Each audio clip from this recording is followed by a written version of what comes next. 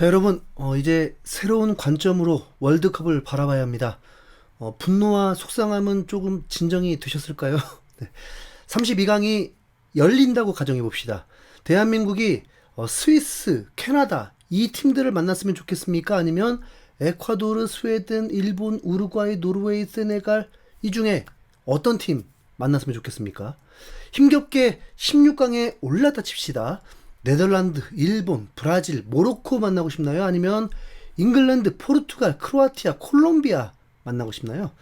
그 어디 하나 쉬운 거 있었습니까? 네. 70% 이상은 대한민국은 지금부터는 네덜란드, 일본, 브라질, 모로코만 신경 쓰면 됩니다.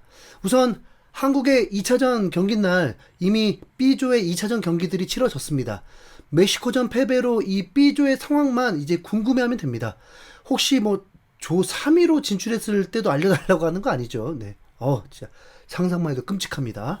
대한민국의 멕시코전 패배는 최초의 기록들이 쓰여지질 못했고 될 듯 말 듯 하면서 멕시코에게 월드컵 3패를 겪은 이 비참함 말고는 뭐 그리 타격은 없습니다. 우선 멘탈 지도하는 그 정신과 코치님 빨리 김승규, 이기혁부터 회복시켜 주십시오. 네, 그게 제일 우선입니다. 네. 한국은 두 경기에서 사실상 필드 실점이 없었습니다. 인정 안 인정? 네, 한국은 월드컵에서 대체적으로 수비가 좋은 팀이었습니다. 2010 남아공 월드컵에서 아르헨티나에게 4실점했던 건 당시 겪었던 선수들 증언에 따르면 고지대 영향이 컸다고 합니다.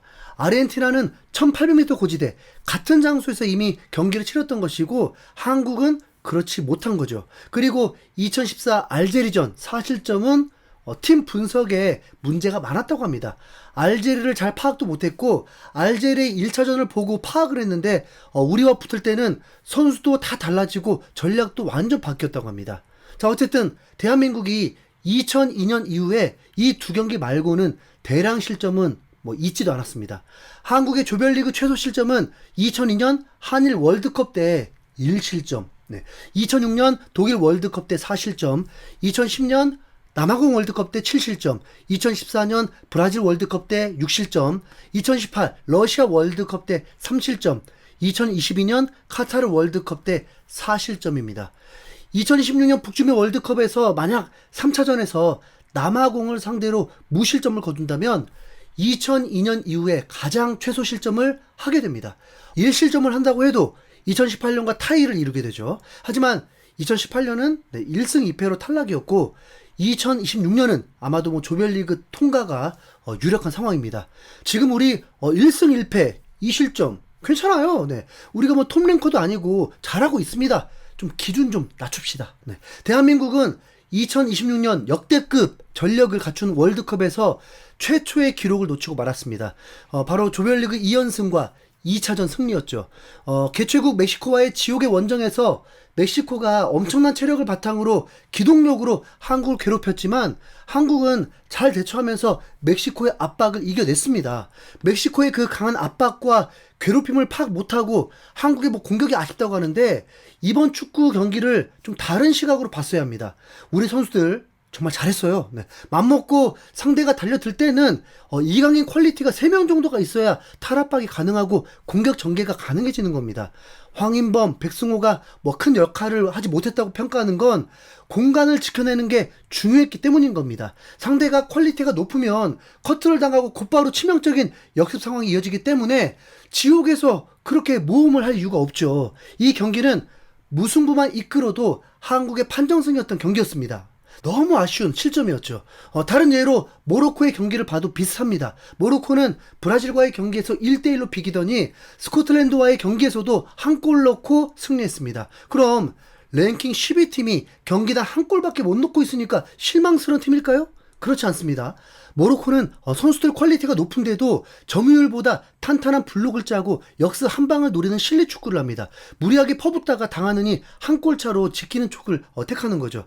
카타르 4강 때도 화려함보다 끈끈한 수비로 강팀들을 잡아냈던 스타일입니다. 멕시코 팀의 수비 대응은 한국은 성공적이라고 봅니다. 그럼 이게 뭐 최선이었냐? 뭐 저도 그렇게 생각하진 않습니다. 요즘 유튜브에서 전직 국가대표 선수들이 스트리밍을 하면서 출연하고 있는데 다 비슷한 얘기가 손흥민을 윙어로 두고 조규성이나 오연규를 투입해서 크로스로 인한 골을 노리는 게 필요했다고 말합니다.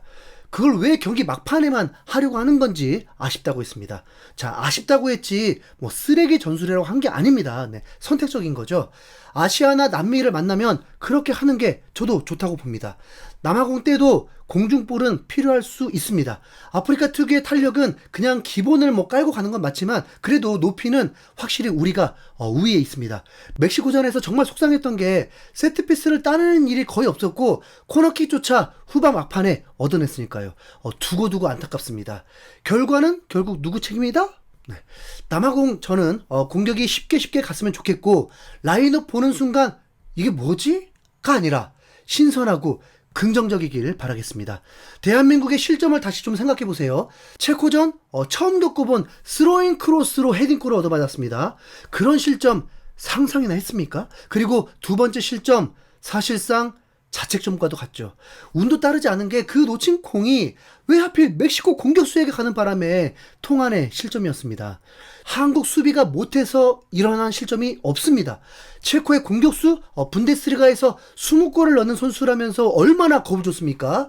김민재가 완전 지워버렸습니다. 그리고 멕시코의 프리미어리거 라울 히메네즈, 사우디에 득점한 퀴뇨메스 뭐 매우 위협적이라고 하더니 이한범, 김민재가 역시나 지워버렸죠. 수비가 강한 축구팀은 좋은 성적을 내게 되어 있습니다. 그렇기 때문에 뭐 남아공 경기 패스하고 7월 초에 있을 32강전 캐나다든 스위스든 대한민국이 충분히 승리하는 그림 그릴 수 있다고 봅니다. 이렇게 운이 좋지 않은 거 뭐 조별리그에서 다 겪고 이후에 이제 운까지 따라주면 되죠. 우선 그나마 운이 가장 좋은 건 일본이 16강에 올라오는 겁니다. 그럼 우선 축구의 열기는 최고조로 올라가게 될 것입니다. 저도 바로 광화문 가려고요. 네. 만약 한국이 패배해도 A매치 다시 열 수 있지 않겠습니까? 증거가 정확히 있진 않지만 어디선가 들었던 얘기는 한일전 A매치가 16년 동안 치러지지 않은 이유가 일본이 피했다고 하더라고요. 하필 아시안컵에서도 한 번도 붙지 못하면서 손흥민이 한일전을 한 번도 못 겪어봤는데 이번 월드컵 대한민국에게 진정한 행운은 16강전에 한일전이 성사되는 거죠.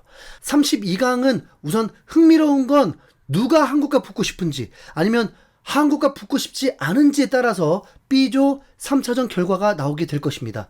B조 3차전이 개최국 캐나다 대 스위스인데 우선 캐나다는 1위를 하고 싶을 수밖에 없습니다. 1위를 해야 다시 홈에서 경기하기 때문이죠.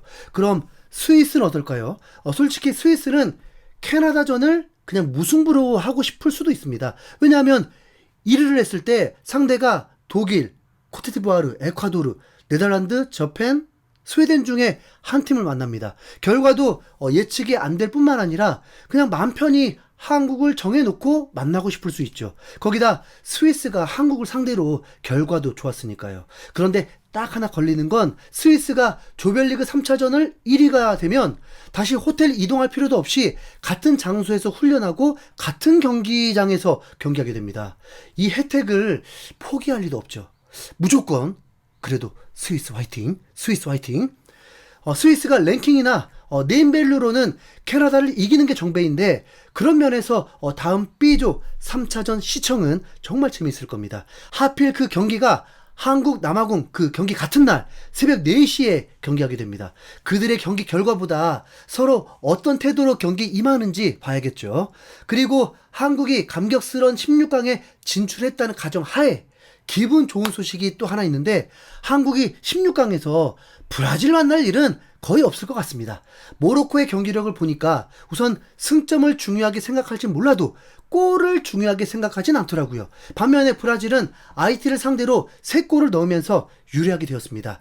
IT가 스코틀랜드를 상대로도 1실점으로 버텼고 나름 탄탄한 조직력이었습니다. 그런데 브라질에겐 3실점인 거죠. 거기다 모로코가 1위를 하기 위해서 발버둥을 칠 리도 없습니다. 그렇기 때문에 3차전에서 브라질이 1위가 될 확률이 꽤 높죠. 아니 그냥 뭐 다 필요 없고 브라질은 그냥 오지 마라. 그냥 저쪽으로 가 제발. 대한민국의 행운들이 앞으로 찾아오길 바라겠습니다. 여러분 괜찮다니까요. 지금 우리 잘 가고 있는 거예요. 네. 자책골 패배잖아요.